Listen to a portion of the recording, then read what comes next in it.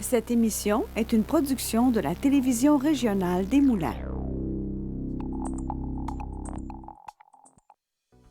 Avec la collaboration de la Chambre de commerce et d'industrie Les Moulins, le CFP des Moulins, le CFP des Riverains et le SAE, fiers partenaires de Fibre E.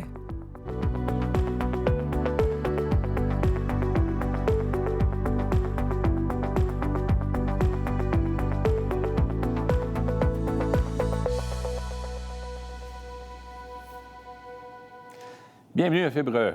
Notre entrepreneur aujourd'hui a su transformer ses défis en opportunités tout au long de son parcours. De son expérience dans le secteur du meuble familial à l'acquisition audacieuse de Gémar. Il a traversé des moments difficiles comme des moments de réussite et son parcours témoigne de la résilience et de la capacité à évoluer dans un environnement en perpétuelle transformation. Daniel Walker, bienvenue à Fibre E. Merci. Content que vous ayez accepté l'invitation. Moi aussi. Vous êtes un peu sollicité d'un bord et l'autre, comme tout bon entrepreneur, et vous prenez le temps de venir nous voir, fait qu'on l'apprécie, je voulais vous le témoigner. L'entreprise en soi, c'est ce qui fait carburer un peu Fibre E, ça le dit, fibre entrepreneuriale. Puis on veut découvrir l'entrepreneur chez nos gens d'ici. Et vous en êtes un. Vous avez votre entreprise qui est basée ici à Terrebonne, donc Gémar, qui construit des meubles et tout. Vous n'êtes pas seulement qu'un distributeur, mais également un manufacturier. Mais le but, c'est de comprendre qu'est-ce qui fait que Daniel, lui, de son côté, décide de se lancer dans l'entrepreneuriat. Est-ce que vous vous êtes toujours vu entrepreneur? Bien, c'est une très bonne question. Lorsque j'avais 15-16 ans, on en parlait tantôt, j'avais parti des discothèques mobiles. Ça donne une idée. C'est vrai? Oui. Ah, je faisais ça, moi aussi, oui. quand je faisais. C'était la mode, hein? Oui, oui. Alors, puis, salon de bronzage, imagine-toi. Arrête Je donc. pensais à ça. Bon. Mais ça m'a payé tout ça, mes études. Puis, quand je suis sorti du HEC, on en parlait, le HEC, j'ai été recruté par une grande entreprise, General Electric, GE, OK.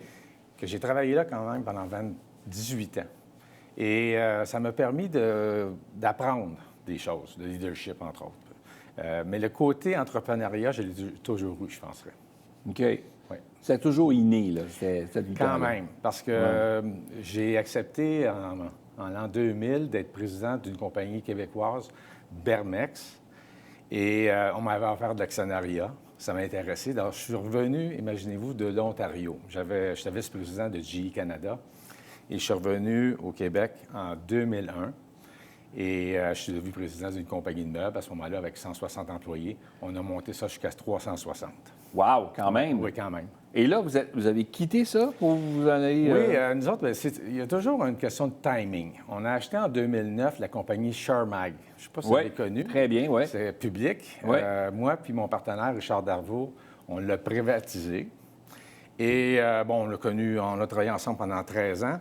Puis à un moment donné, en 2014, j'y réfléchissais parce qu'on vieillissait ensemble, puis lui, il voulait se retirer, et pas moi. Alors, j'ai proposé d'acheter une des compagnies qui nous appartenait, qui s'appelait Gémar. OK.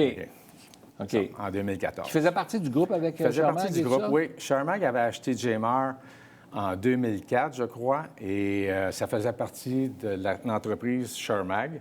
Shermag, qui veut dire Sherbrooke-Magog, je ne savais pas, mais c'est une compagnie publique. Oui. Ils ont déjà eu 2000 employés au Québec. Et malheureusement, ils ont décidé de faire fabriquer beaucoup de meubles en Chine, comme beaucoup dans l'industrie. D'ailleurs, je vous dirais 70 des meubles maintenant, ça vient de la Chine ou de l'Asie maintenant, Vietnam. Et il restait juste Gémar, puis Bermex à Masquinongé, à Louisville. Puis j'ai dit à Richard que j'aimerais ça être propriétaire à 100 de Gémar, puis accepter. Donc, aujourd'hui, vous vous retrouvez à la tête de Gémar avec une équipe et vous continuez à fabriquer localement ici des meubles entièrement québécois qui sont faits ici, là. 100 OK. Et je dois vous avouer que si je ne l'avais pas acheté, une genre d'entreprise comme Gémar, avec 150 employés, tu ne peux pas partir ça à zéro comme ça. C'est pas facile dans l'environnement, avoir tout le savoir-faire, les couturières, les employés, c'est tellement important.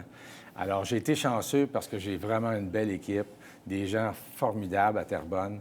Alors, tout ce que j'ai fait, dans le fond, une entreprise qui est quand même établie, Ça m'a permis, dans les 10 dernières années déjà, 2024, 2025, 11 ans bientôt, de l'agrandir. C'est ça, avec les connaissances que j'avais. Quand on regarde la compétition, hein, il faut être compétitif. Puis quand on regarde pourquoi les gens se tournent vers l'Asie, se tournent vers ces pays-là pour faire construire, parce que c'est moins coûteux que la main-d'œuvre qu'on a ici. Et pourtant, vous tirez votre épingle du jeu quand même et vous le faites produire ici. Est-ce que vous trouvez qu'il y a quand même une difficulté qui est représentée par rapport à ça? J'ai eu l'opportunité à cause qu'on a acheté Shermag.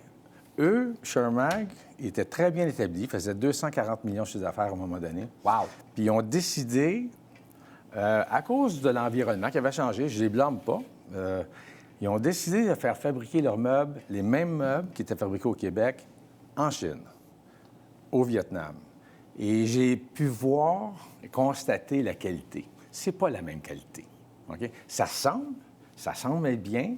Je dois avouer que les Chinois, les Vietnamiens s'améliorent, mais c'est pas le même niveau de qualité du tout, absolument pas. Surtout dans le rembourrage, où est-ce que quand même, le rembourrage, ça prend du volume. Alors, le coût de fabrication, le coût les matières premières, premièrement, du bois, c'est du bois. Le métal, c'est du métal. Le transport, quand ça part de la Chine, ça arrive jusqu'ici. Le transport est un gros facteur.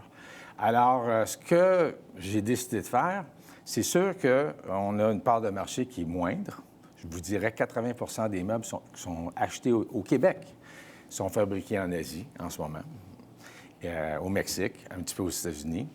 Mais ce qui reste, on peut regrossir, mais il faut avoir des meubles que les gens aiment aussi. Le design est très important, le confort, puis surtout la qualité.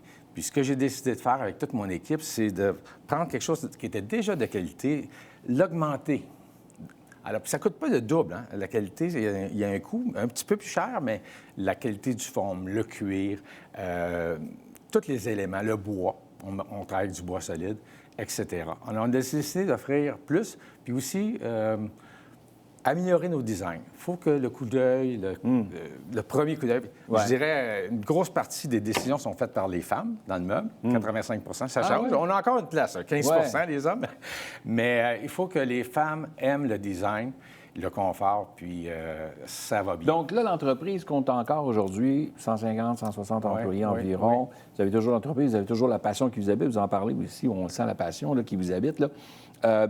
Cette entreprise-là qui continue à fabriquer ici, là, quand vous regardez tout ça, ce parcours-là, si aujourd'hui, je vous disais, là, vous avez la chance de revenir en arrière un petit peu, là, vous feriez ça différemment? Y a-t-il des choses que vous feriez différemment? J'aurais fait ça plus vite. C'est vrai? Oui.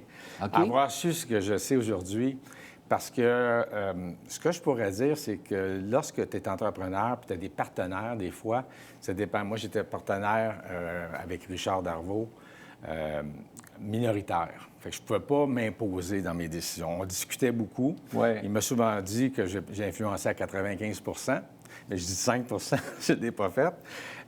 Quand c'est à toi, bien, ça va plus vite. C'est plus facile d'amener les gens, aussi ton équipe, les convaincre. Dans le fond, quand tu es convaincu, tu convaincs les autres. Si, quand tu as des partenaires, il faut que tu convainques tes partenaires. C'est ça. Hein?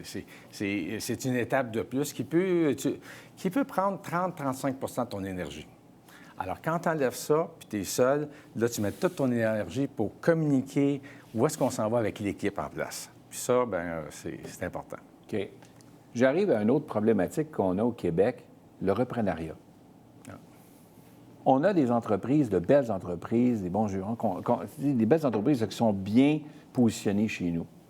GMA en est une, parce que vous y croyez, parce que vous faites en sorte que tout reste québécois, puis reste fabriqué ici avec des produits de qualité, vous l'avez dit.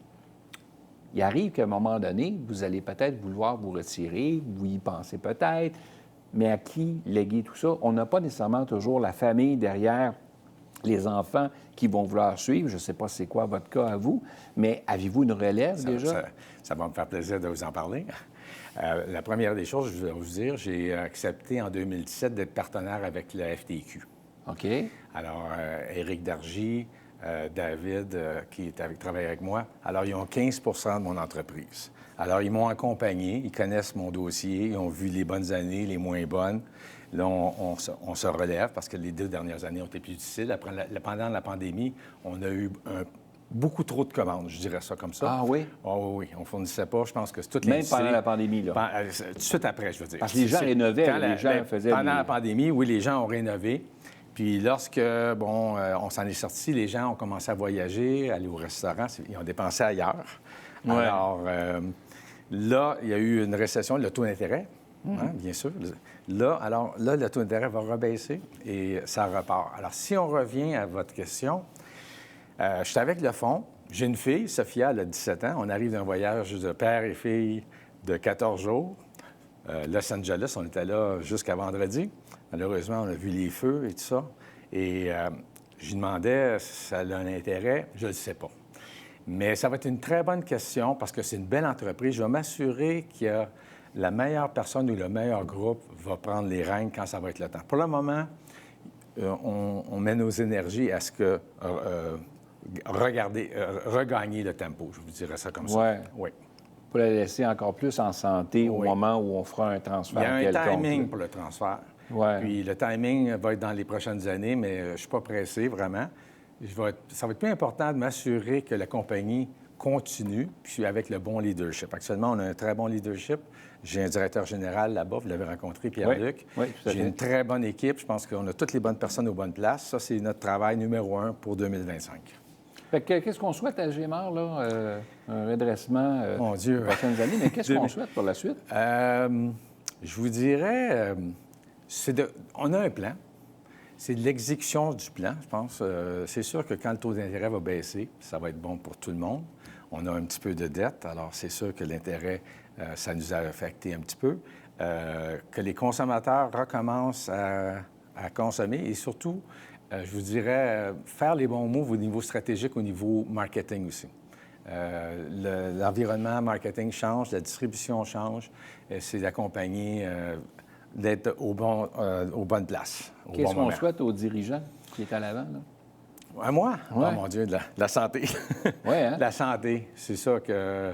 Je trouve que la vie va vite quand tu as du fun. La vie va très vite. J'ai eu 14 jours avec ma fille, j'en reviens pas. Ça a passé très rapidement.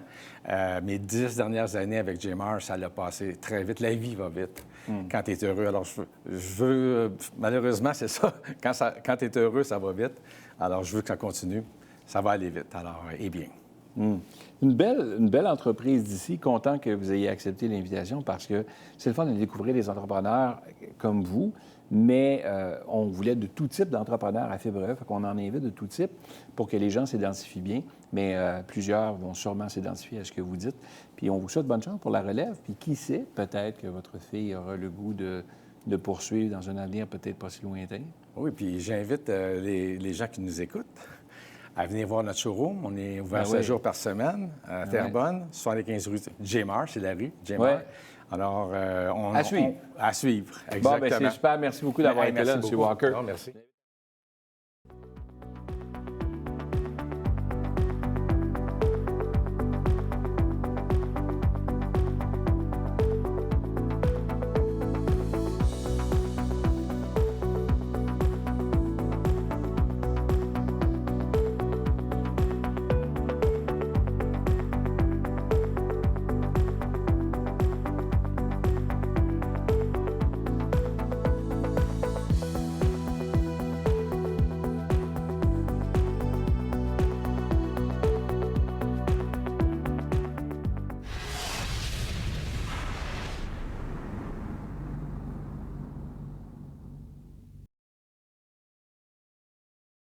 Vous souhaitez former vos équipes ou optimiser vos opérations? Au service aux entreprises des affluents, notre mission est claire. Vous offrir des solutions innovantes et adaptées pour accompagner votre succès.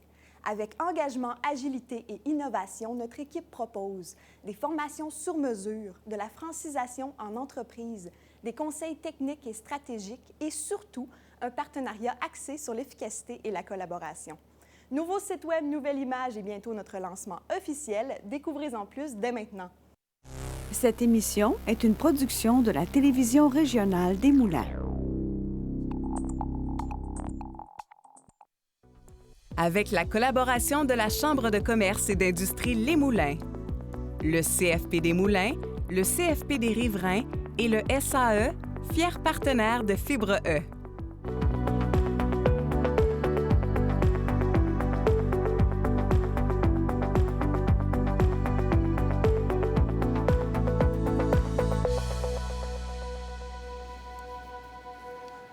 Bienvenue à Fibre. Alors qu'il avait le désir de bien s'alimenter au cégep, il a vite fait des jaloux avec ses plats savoureux. Il a alors vu l'opportunité de vendre ses repas à ses amis, ce qui lui permettait de diversifier son alimentation tout en faisant quelques profits. Aujourd'hui, Mathis a lancé son entreprise et depuis 2 ans, ce dernier continue d'évoluer de plus en plus. Il est fier de son accomplissement. Mathis Aubin-Savard, bienvenue à Fibre E. Merci. Mathis, on se connaît un peu, Ouais. puis je trouve ça le fun de te recevoir parce que tu es un jeune entrepreneur, vraiment jeune, qui a osé défier un peu ce que les gens ne font pas, ou du moins, tu as sauté, toi. Tu as sauté, puis tu as décidé d'avancer, puis tu as profité d'une situation, tu as maximisé cette opportunité-là pour justement t'emmener des revenus, qui a payé tes études et tout, qui t'a permis d'avancer. Quand tu as vu que tes amis trouvaient que tu étais un bon cook et que finalement, à chaque fois que tu arrivais avec ton dîner, le monde disait « Coudonc, ça a l'air bon ». Ouais. C'est un peu comme ça que ça a commencé, là. Oui, bien, tu l'as bien expliqué. Là. Dans le fond, je voulais prendre de la masse. J'ai commencé l'entraînement, le gym, puis j'ai jamais été quelqu'un de très...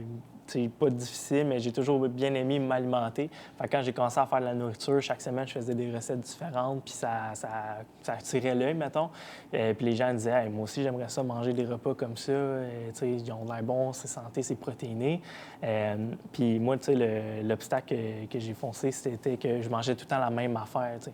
Quand que tu veux t'entraîner et prendre de la masse, bien là, tu manges tout le temps le même repas. Puis je me suis dit, la solution, ça serait que je préfère 5 recettes différentes, puis les vendre, admettons, dans le fond, je ferais 5 recettes, 5 repas de chaque recette. Puis je pourrais vendre, admettons, à 4 de mes amis 5 repas. Puis moi, j'aurais 5 repas à moi aussi. Donc, c'est comme ça que ça a commencé. Je faisais 25 repas au début. Puis là, aujourd'hui, là, dans les récentes semaines, je fais environ 250-300 repas. Fait que ça a quand même... 300 repas à peu près par semaine. Environ, oui. Fait que ça a comme évolué là, avec le temps. Ouais, Là. ça a évolué, oui. Fait que là, finalement, tu t'es lancé là-dedans. Donc, Mathis de ton prénom. Donc, Matt dépanne. Parce Exact. que l'abréviation de Mathis était Matt. Tout le monde t'appelle Matt. Puis là, tu as dit, Matt, il dépanne. Ouais. Donc, c'est vraiment des prêts à manger, dans le fond, là, des repas que tu fabriques à chaque semaine. C'est ça. Bien, au départ, c'était prêt par Matt, mais c'est un peu difficile à dire. OK. Tu manchais un peu tes mots en le disant. Ma mère, elle a eu l'idée de Matt dépanne, puis je trouvais que c'est une bonne idée. Puis il y a beaucoup de personnes qui aiment ça aussi. Ça fait un peu personnalisé. C'est Matt dépanne. Puis... Donc, c'est vraiment des repas santé que tu fais. Oui, là. c'est ça. Des repas équilibrés en protéines, en fibres, pour avoir une bonne alimentation. Oui, j'essaie de respecter le plus possible le guide alimentaire canadien. Mais il y a un coût attaché à ça. Là. À un moment donné, quand tu veux être compétitif, parce que tu n'es pas seul à faire des repas préparés et tout ça. Là. Ouais. Donc, quand tu veux rester compétitif avec ce qui se fait sur le marché, comment tu fais ça? Bien, honnêtement, des compagnies de prêt-à-manger, il y en a vraiment beaucoup. Là. Tu t'en vas dans n'importe quelle épicerie, dans les boucheries, des fois même les boulangeries font tous des repas prêts à manger. Puis qu'est-ce qui me différencie, moi? C'est sûr que c'est les aliments le plus bruts possible, le plus santé. Donc, exemple, tu t'en vas à l'épicerie prendre un repas prêt à manger, bien, des fois, la liste d'ingrédients est ça de longue. Fait que c'est pas tout le temps optimal. Fait que pour les personnes qui veulent mieux s'alimenter puis manger... moins de sel, moins de ci, exactement, moins moins d'ingrédients transformés, mais il peut manger des recettes, dans le fond, plus cuisinées, puis ils vont vraiment ressentir plus un processus derrière le repas, pas juste un repas créé industriellement. C'est vraiment plus des repas homemade, si on veut. Là. Puis la raison pourquoi tu t'es lancé là-dedans, toi, c'est que tu te disais, je préfère faire mes repas, savoir ce que je mange, pour ce que tu voulais faire pour ta condition physique, dans le fond. Ouais. Pour transformer ton corps, dans le fond, puis tu voulais t'assurer que les choses soient bien faites. Là. C'est ça. Fait que, moi, j'ai fait mes recherches, puis après ça, je me suis dit, bien, si les gens aussi ont les mêmes besoins que moi, ils n'ont pas à chercher plus loin. Moi, je propose la solution. OK. Et là, c'est là que tu as voulu devenir entrepreneur. Est-ce qu'au départ, quand tu t'es fait des repas, tu sentais que tu t'en allais vers l'entrepreneuriat ou que c'était quelque chose que tu voulais faire? Ou... Honnêtement, non. Je me souviens, j'avais... la part de mes clients, c'était juste mes amis. Puis il y avait un client que c'était quelqu'un que je connaissais pas. J'avais fait une page Instagram, puis là, je faisais de la promotion là-dessus. Puis il y avait un client qui avait commandé juste à cause que je faisais des stories. Puis on s'avait parlé, moi puis lui, quand j'avais fait la livraison, puis m'avait dit, à un moment donné, tu pourrais avoir des employés, tu pourrais avoir un local, faire des repas, Puis il m'avait mis cette idée-là dans la tête. Tu te voyais-tu faire ça quand il t'a dit ça? Zéro. Moi, je faisais des repas, puis je faisais ça pour mes amis à la bonne franquette. Là. Je vendais ça 9$ le repas, là, c'était rien. Puis le gars, il m'a mis cette idée-là dans ma tête, puis j'étais comme, ben non, genre, ça se peut pas. Puis après réflexion, ben ça se peut. Fait que des fois, quand que tu te pars en entrepreneuriat, tu n'as pas tout le temps l'idée toute conçue à 100 Il faut juste avoir les guts de commencer.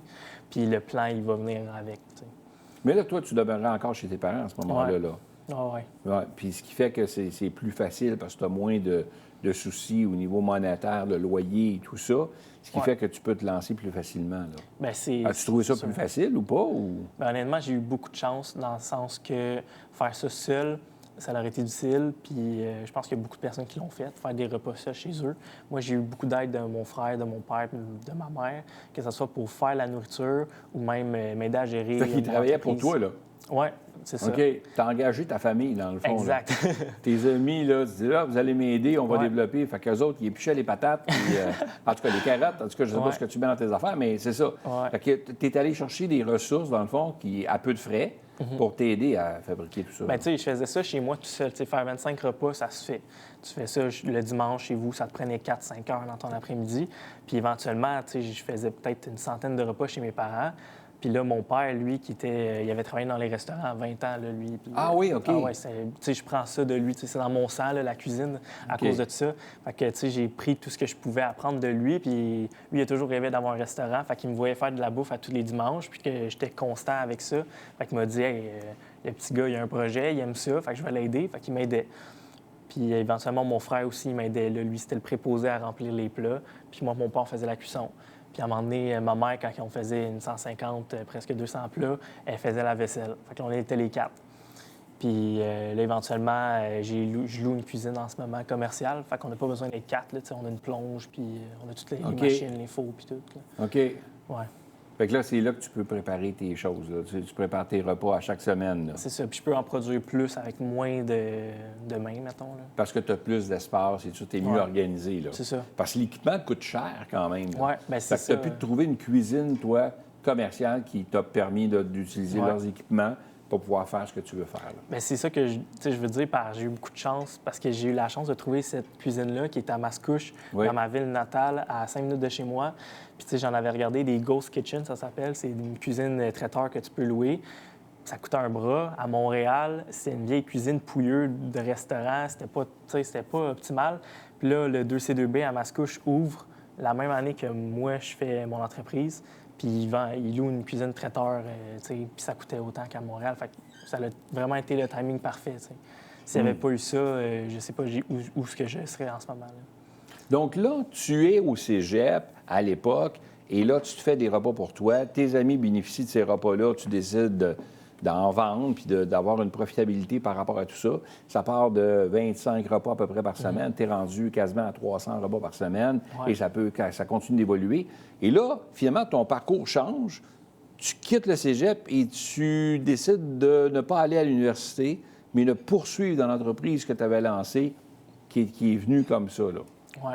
Et là, Matt Dépanne, c'est l'entreprise et là, ça continue à croître. Où est-ce que tu le vois avec cette entreprise-là? Qu'est-ce que tu souhaites? Bien, c'est sûr que je suis un peu en phase d'exploration, mais ça fait 2 ans que j'ai commencé. L'objectif en ce moment, c'est vraiment plus de savoir justement où m'en aller. Mais je pense que la bonne voie, ça serait d'avoir un local à moi avec tout mon équipement, des voitures pour faire la livraison, tout le matériel. Évidemment, il y a des coûts qui sont reliés à ça. Mais c'est sûr que mon objectif, ça serait ça. Puis aussi, je pense que tu en parlais tantôt avec l'interview.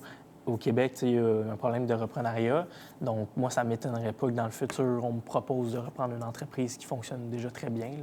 Je suis vraiment ouvert. Tu serais ouvert à ça. Ouais. Une entreprise qui fait des prêts à apporter, tout ça, de la bouffe, un peu comme tu fais, bien là, tu pourrais t'imprégner dans cette entreprise-là, agir comme repreneur de cette entreprise-là, emmener ta nourriture aussi, ta bouffe à toi, tes idées aussi, pour justement faire croître l'entreprise qui existe déjà dans le fond.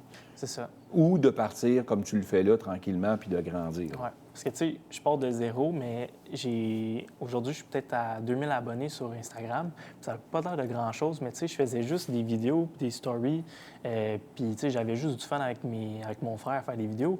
Puis j'ai quand même monté une clientèle puis une entreprise juste à partir d'Instagram. Tu c'est ça le futur quand même. Là. Le pouvoir, Les réseaux sociaux. Vraiment, ça a vraiment un très grand pouvoir. Donc, de prendre n'importe quelle entreprise qui fonctionne déjà très bien, puis juste de le monter à un autre niveau en utilisant les ressources qu'on a aujourd'hui, bien... Ça fait toute la différence. Exactement. Quel conseil tu donnerais à quelqu'un qui t'écoute aujourd'hui et qui se dit « Ah, j'ose pas là, me lancer, là. » Bien, tu n'as jamais toutes les réponses, tu n'as jamais toutes les ressources, tu n'as jamais toutes les chances, mais le secret, c'est vraiment, si tu commences à travailler vers quelque chose, bien, le plan, il va venir avec, t'sais. Tu peux pas avoir tout le plan à 100 puis attendre qu'une idée, que la tombe te tombe sur la tête. Il faut juste que tu te lances puis que tu te mettes à fond dans quelque chose, puis les choses, tout va venir avec. C'est quoi le meilleur conseil que tu pourrais leur donner? Commence. Oh? Fais juste le faire. Ouais. Ouais. De faire le saut. Ouais. D'oser faire le C'est saut. ça, juste commencer, puis tu vois où est-ce que ça va t'amener. Puis honnêtement, souvent, les gens ont peur du jugement des autres. S'ils commencent une entreprise, s'exposent sur les réseaux, ils vont à la télévision, n'importe quoi, ils ont peur du jugement.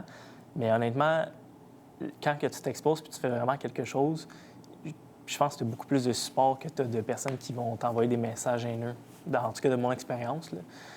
Fait que, tu sais, si pour toi, c'est quelque chose qui te retient, l'opinion des autres, puis qu'est-ce que le monde va penser, bien, rassure-toi en disant que bien, la part des gens, ils vont t'encourager. Puis s'ils ne t'encouragent pas, bien, c'est peut-être pas vraiment des vrais amis. Ou, fait que... Y croire, dans le fond. Y croire, être passionné. Ouais. C'est vrai que la persévérance, de faire le saut, go! C'est ça. C'est ce qui fait le succès. Exact. Bien, le succès, je ne suis pas encore rendu là, mais on y travaille. Bien, quand même, après 2 ans, tu es quand même parti de 25 repas à 300 quelques repas. Oui, puis mon Tu as objectif... quand même 2000 personnes qui te suivent, là. Oui, puis mon objectif, c'est de passer à faire 600 à 800 repas là, dans la prochaine année. Par semaine, là. Oui. Parce OK. que, tu sais, en ce moment, je loue la cuisine une journée dans la semaine. Le dimanche, je fais toute ma nourriture, puis la journée même, je fais la livraison. Fait que, tu sais, réellement... Une bonne journée, ça? Oui, c'est ça. Réellement, dans ma journée, c'est comme un 13-14 heures que je travaille. Puis après ça, ma business, le reste de la semaine, elle dort. Là, Oui, oui. tu sais. Mais mon objectif, ça serait éventuellement de pouvoir travailler le lundi, le mardi, le mercredi, faire de plus en plus de repas. Mais tu sais, ça vient de plus en plus de gestion. Fait qu'il faut que je me prépare à ça. Mais ça va C'est une s'en venir. belle évolution, puis une belle aventure dans laquelle tu t'es lancé. Puis je te souhaite Ouais. que la meilleure des chances pour la suite. Bien, merci. Mathis, merci beaucoup d'avoir été des nôtres à l'émission. Bien, merci C'était d'avoir été. vraiment un réel plaisir de te recevoir. Puis longue vie à Matt Despannes. Merci. Salut, Mathis.